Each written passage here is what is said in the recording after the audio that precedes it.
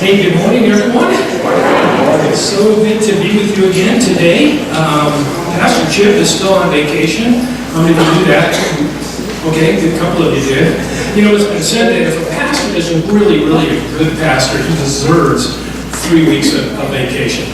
If a pastor is not a good pastor, the congregation deserves 3 weeks of vacation. But fortunately, Pastor Chip is a great pastor.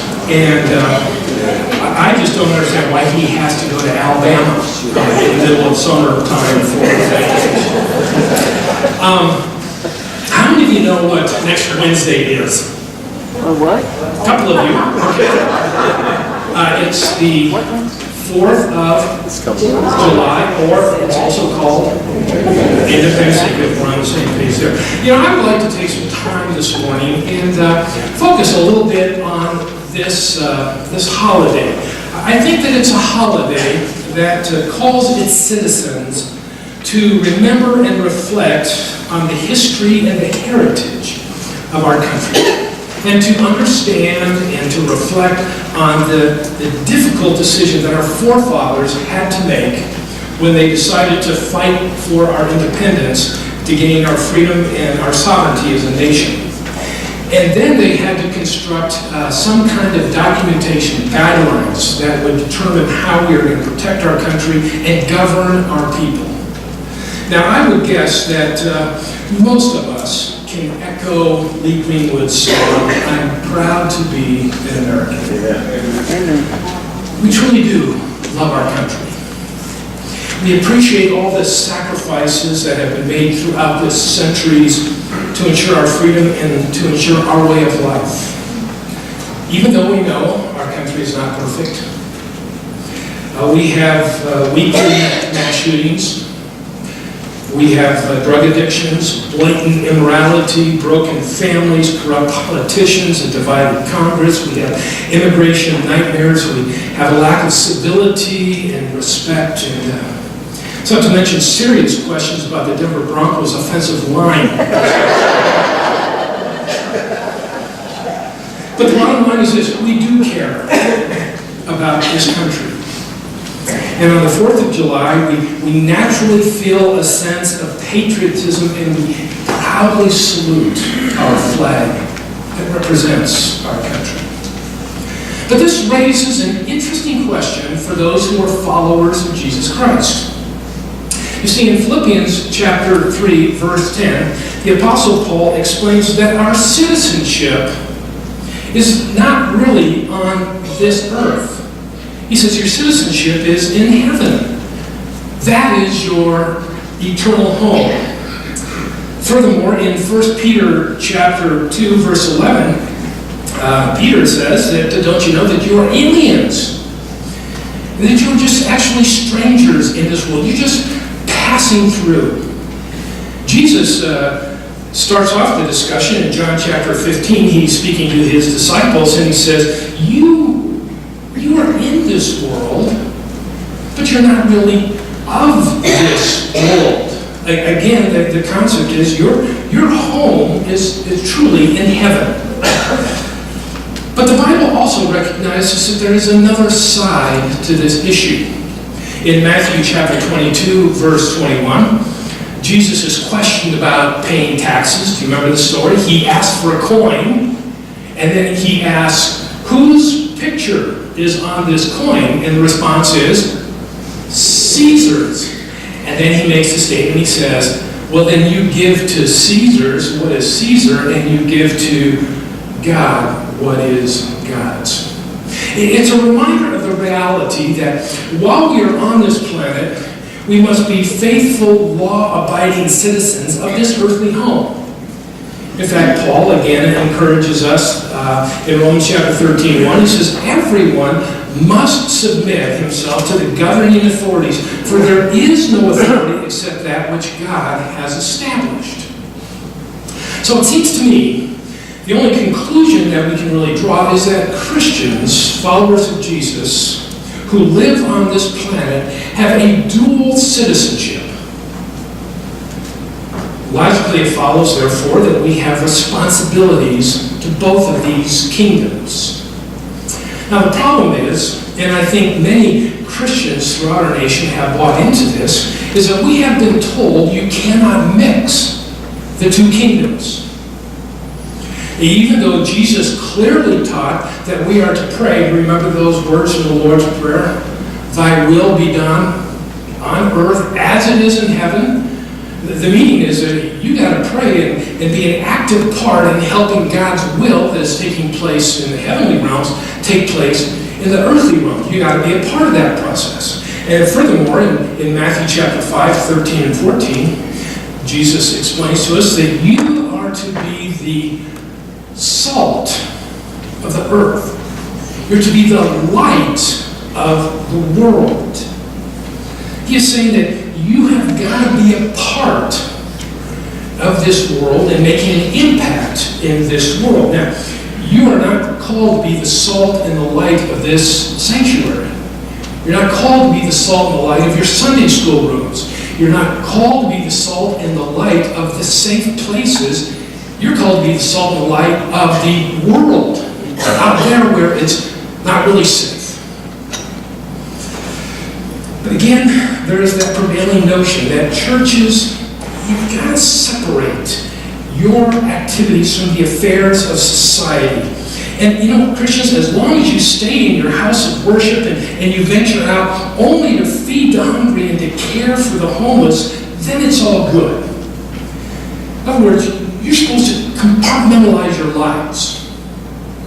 You come to church, you do spiritual things, but then you go out in society and, you better not take your value system, your beliefs, out into the world. But the question is that a biblical concept? This distinction between faith and society. Jesus says the salt and the light of the world. How do you put that into practice? We're told we can't, but yet the Bible's telling us you have to. I'd like to consider a couple of other thoughts on the idea. Adrian Rogers, most of you familiar with that name? He is Mr. Southern Baptist. He is the guy. He said recently, the government is God's idea. It's inconceivable that he would create government and then tell his people to stay out of it.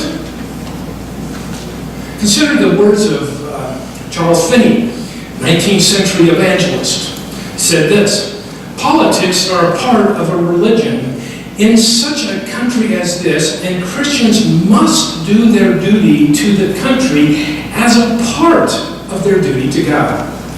Christians seem to act as if they think God does not see what they do in politics, but I tell you, he does see it, and he will bless or curse a nation according to the course that Christians take.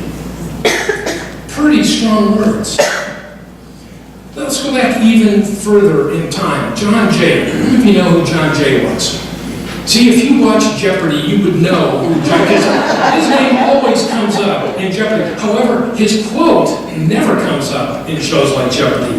He is the first Chief Justice of the Supreme Court, said this: Providence has given to our people the choice of their rulers, and it is the duty as well as the privilege and interest of our Christian nation to select and prefer Christians for their rulers.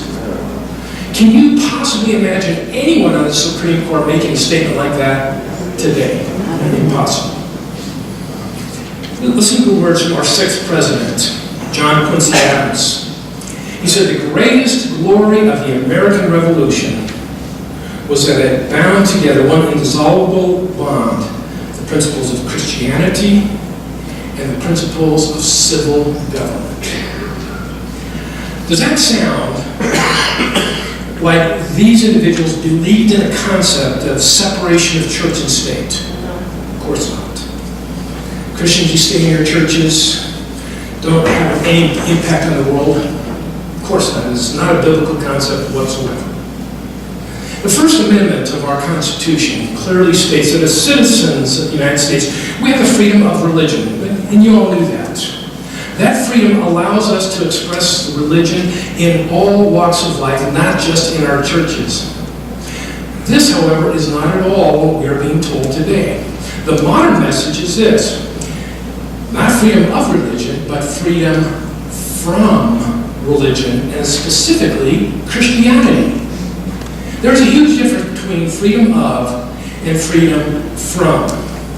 But again, does this position express the intentions of our founding fathers? I want to consider for a moment two of the most important documents that represent the United States of America. The first one is the Declaration of Independence. Anybody have a copy with you today? It's good. Have it by Wednesday. Many of the signers of the Declaration of Independence, including Samuel Adams, John Hancock, John Quincy Adams, Benjamin Franklin, Thomas Jefferson, Benjamin Rush, credit the essence of this document to a man by the name of John Locke. They've gone on record. John Quincy Adams says that the Declaration of Independence is founded upon the writings clearly of John Locke. Richard Henry Lee, also another signer of the Declaration, said, quote, "It is virtually copied from John Locke's book, The Two Treaties of Civil Government." Now the question is, who's John Locke? Some try to paint him as a deist and as an existential philosopher. But he was first and foremost a Christian theologian. He wrote an extensive verse-by-verse commentary on the entire works of the Apostle Paul. His other famous work is The Reasonableness of Christianity, in which he adamantly defends Christianity. I mean, it is a classic apologetic work from the attacks of those who oppose the Christian message. And in John Locke's book, The Two Treaties, upon which the Declaration is based, he describes what he says is the proper operation for civil government. Interestingly enough, it contains 1,500 quotes from the Bible. The Bible had a major impact on this document called the Declaration of Independence. Let's consider the second document, which of course is what? The Constitution. This document, anybody have a copy of that on? Okay, sorry, I have one. This document was so successful that the United States is now the longest lasting constitutional republic in the history of the world. That is an unbelievable concept. Now this document was not a compilation of other constitutions. We didn't go to Spain and Portugal and England and Belarus, all these other and grab their constitutions and set them down and say, okay, what do we like from this one? What do we like from this one? This document was absolutely creative unto itself. Now, modern day scholars embarked on an ambitious 10-year project to analyze the writings of the period to identify and isolate the possible sources for the Constitution of the United States of America. 15,000 writings were analyzed, and out of those, they isolated 3,154 quotes directly from in the Constitution of the United States, and documented the source of those quotes. The single most quoted source was the Bible, accounting for 34% of the documented sources for the Constitution of the United States. In fact, George Washington, Alexander Hamilton, confirmed the concept of the separation of powers came from Jeremiah chapter 17, verse 9.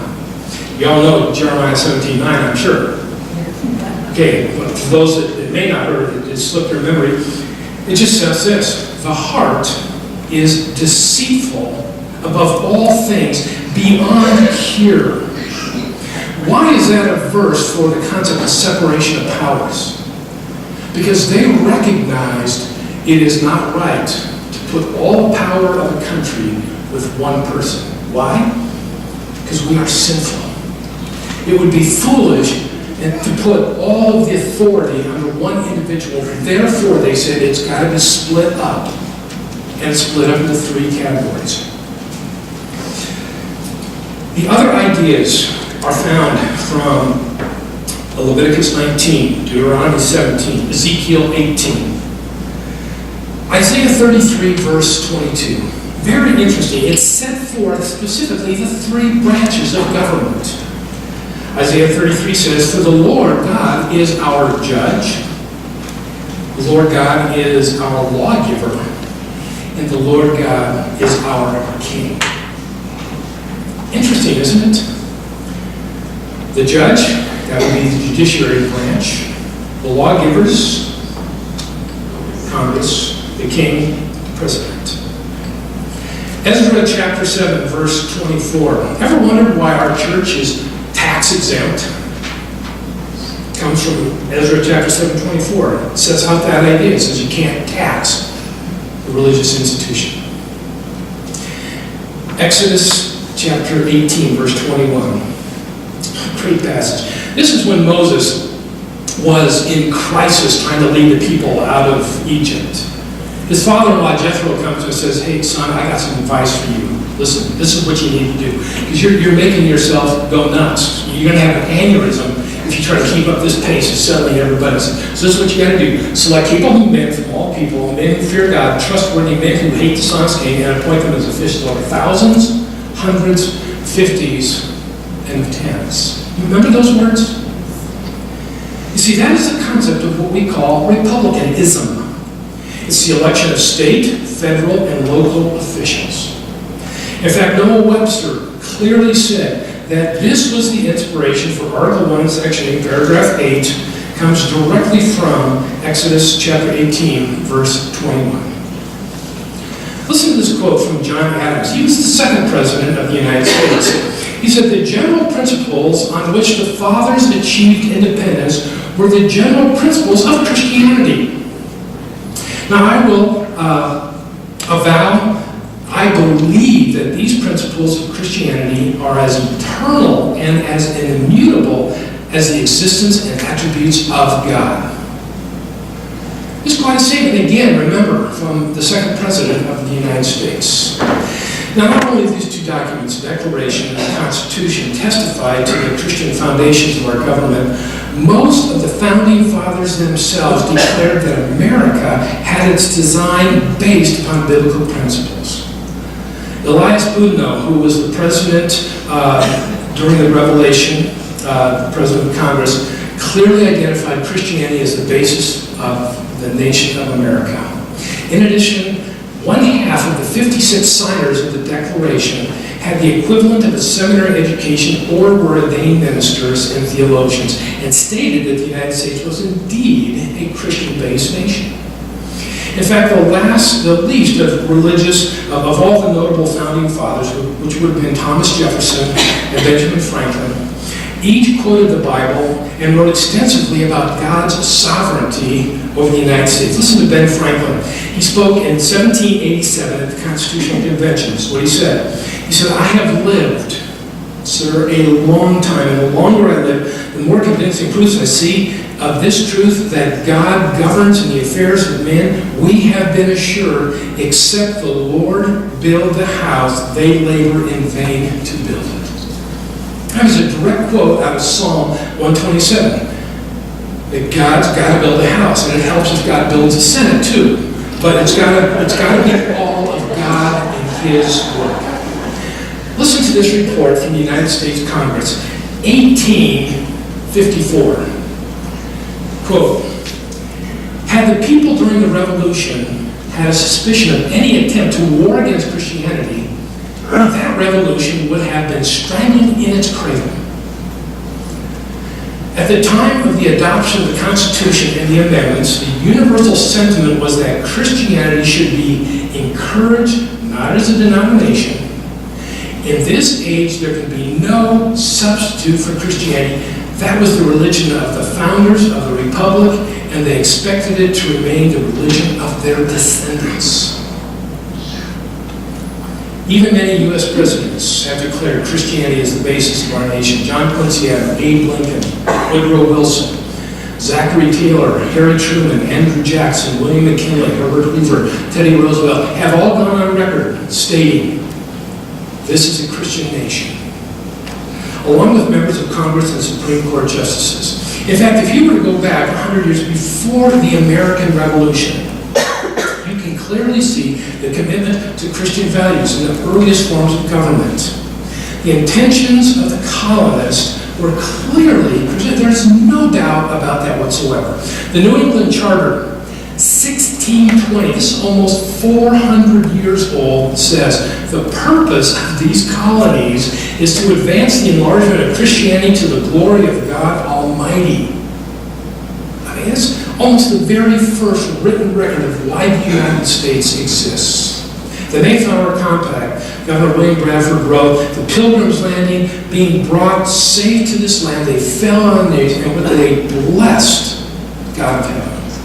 The Rhode Island Charter, 1683. We submit our personal lives and estates to the Lord Jesus Christ, who is the King of kings, the Lord of lords, to all those perfect and most absolute laws that he has given to us in his holy word. Again, that does not sound like a separation of church and state, does it? And it does not sound like something that our children are being taught in school today, does it? Speaking of educational institutions, in 1647, the Massachusetts legislature passed an act providing for free public education. The introduction to this law said, one of the chief projects of the old deluder Satan is to keep men from the knowledge of Scripture. Public education was designed to teach the Bible in the state of Massachusetts. Indeed, the purpose of Harvard University was laid out in 1646 in its Rules and Precepts. It says, everyone shall consider the main end of his life and studies to know God in Jesus Christ, which is eternal life. I wonder how many of the staff and administration of Harvard University still hold the Rules and Precepts for which the institution was founded. Yale University, founded in 1701, because many of the Christians felt that Harvard was slipping spiritually. Imagine that. But in 1828, Yale University commissioned a group of students to go out and to evangelize the entire state of Illinois. What state school today would put together a group of students to go out and do evangelism? 1754, Dartmouth College was started for the purpose of reaching the Indian tribes of North America with the gospel message. Brown University, founded to train Baptist ministers. Princeton was founded following the Great Awakening. Its purpose was to educate people to the necessity of salvation. As a matter of fact, the first 100 colleges that were founded in the United States had a Reformation-based philosophy and would be considered highly evangelical by today's standards. And yet with all of this evidence, all this historical record, many are denying that our country was ever had anything to do with Christianity or the Bible. Listen to some of the quotes from headlines from major newspapers throughout the United States. This one from Stephen Morris in the LA Times. The founding fathers were not Christians. This is the headline. Authors of the Declaration were enemies of Jesus. Bob Massey, Sun Herald. According to an LA Times article entitled America's Unchristian Beginnings, the article states, most founding fathers, despite the preaching of our pious right, were deists who rejected the divinity of Jesus. There was a college textbook by Isaac Kremoff entitled The Godless Constitution. You can guess the contents. My question this morning, what's happened? How do we get from here to here? From a biblical basis to we don't want anything to do with the Bible, we don't want anything to do with prayer, we don't want anything to do with the Constitution, with the Bible as a basis for our Constitution. Let me kind of illustrate how this progression takes place.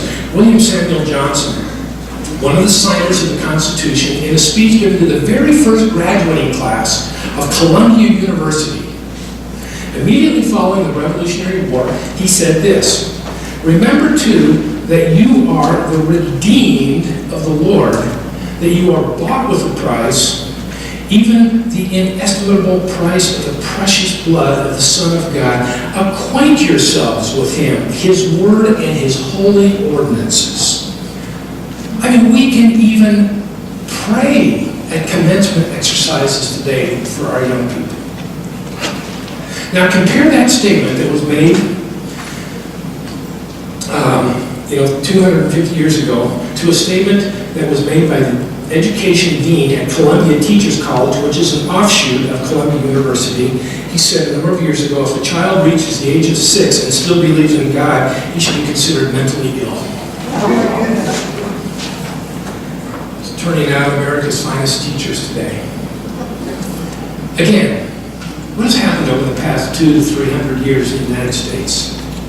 Dr. Ken Cureton, with the Family Research Council, answers the question in a very unique way. Listen to what he says. Do you know what's wrong in America? Some say it's the homosexual activists promoting their agenda. It's not the homosexual activists. Others say it's the abortion advocates promoting the murdering of innocents. It's not the abortion advocates. Others say it's the liberal educators, the renegade judges, disrespecting and taking away our Judeo-Christian heritage. It's not the liberal educators and renegade judges. Others say it's Hollywood, the media promoting ungodly lifestyles. It's not Hollywood, the media. Certainly they're all doing their part. But you know what the biggest problem is in America? What a large part of the blame lies? More than any of these, the blame for the moral crisis in America needs to be laid at the feet of saltless saints. That's what the problem is. Christians who fail to be the salt and the light of the world today. Well, you've heard it said that all evil needs to succeed is for good men and women to do nothing. The martyred Lutheran pastor Dietrich Bonhoeffer said this shortly before he was executed by his Nazi captors: silence in the face of evil is itself evil. God will not hold us guiltless. Not to speak is to speak, and not to act is to act. And when we are citizens of two kingdoms, and we have responsibilities as such, we talk a lot about the responsibilities of citizens of heaven, sometimes not too much about our citizenship on the earth. As I close this morning, I want to suggest a couple of things. Some of the minimum things that we can do as followers of Jesus. The first one is this: let's go to school. And by what I mean going to school is learn what the issues are that are facing our nation today. Learn who the candidates are that are running for office. What do they believe? What do they stand for? Learn what the ramifications are from the laws and the policies that our elected officials are enacting. Being the salt and the light prevents us from the luxury called ignorance. Listen to wise and biblical sources to help form your opinions. Don't just take the word from Uncle Barney who saw something on the Discovery Channel. Go to school. Do it. Number 2, exercise your right to vote. Ralph Reed said that 28 evangelical Christians did not participate in the 2008 election. That was where Obama and McCain squared off. You may not think your vote counts, but 28 million votes can change the course of the nation. As citizens of the United States, we must exercise that right. James Garfield, the 20th President of the United States, said, the people are responsible for the character of their Congress. Interesting. We vote into office those people who will change the culture of Washington. Historian and constitutional scholar David Barton said, the Constitution doesn't govern America. The elected officials govern America. Well, and as great as the documents are, we are seeing them become dismantled and rewritten, and we have a responsibility to put godly men and women into office. Leaders who are going to hold to the intent of the Founding Fathers. Leaders who stand for the values that we talk about every single Sunday.